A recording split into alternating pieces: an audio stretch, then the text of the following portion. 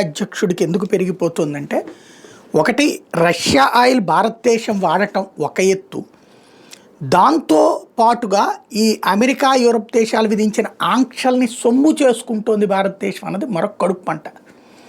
ఏంటది అంటే, Russian oil, Iran oil ఈ రెండింటిని వీళ్ళు రిస్ట్రిక్ట్ చేశాక, అదే అమెరికా, యూరప్ దేశాలు, ఈవెన్ ఆఫ్రికన్ కంట్రీస్, అంటే అమెరికా ఏం చేస్తుంది, తన ఆయిల్ని ఆయా దేశాలకు అమ్మాలని చూస్తుంది. వీళ్ళ దగ్గర $60 అంటే వాళ్ళు $100-120 ఎక్కువ పెట్టి అమ్మాలని చూస్తారు. అట్లా అవ్వట్లేదు. ఎందుకని అంటే, ఒకటి షాడో ప్లీట్స్ అని ఉంటాయి అన్నమాట. అంటే పాతకాలపు షిప్పుల్ని కొనుక్కున్నటువంటి ఈ సముద్రానికి సంబంధించినటువంటి చీకటి వ్యాపారాలు చేసేవాళ్ళు ఉంటారు. వాళ్ళు ఈ రష్యా దగ్గర నుంచి, ఇరాన్ దగ్గర నుంచి ఆయిల్ కొని ఈ ఆఫ్రికన్ కంట్రీస్కి, చిన్న చిన్న దేశాలకి అమ్ముతున్నారు. అది ఒక ఎత్తు. బట్ భారతదేశం అట్లా కాకుండా భారీ ఎత్తున భారతదేశానికి సంబంధించినటువంటి ప్రధాన కంపెనీలు రష్యన్ ఆయిల్ని కొని దాన్ని ఇక్కడ రిఫైన్ చేసి, అంటే శుద్ధి చేసి వీళ్ళు అమ్ముతున్నారు.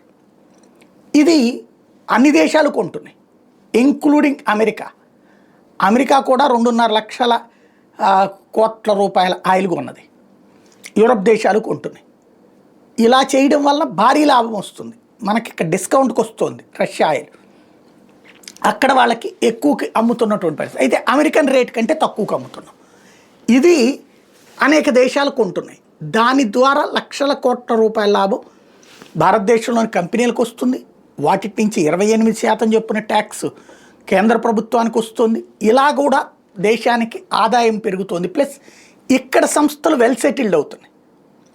ఇక్కడ సంస్థలు వెల్ ఎస్టాబ్లిష్ అవుతున్నాయి. వీళ్ళు ప్రపంచమంతా కూడా విస్తరిస్తున్నారు.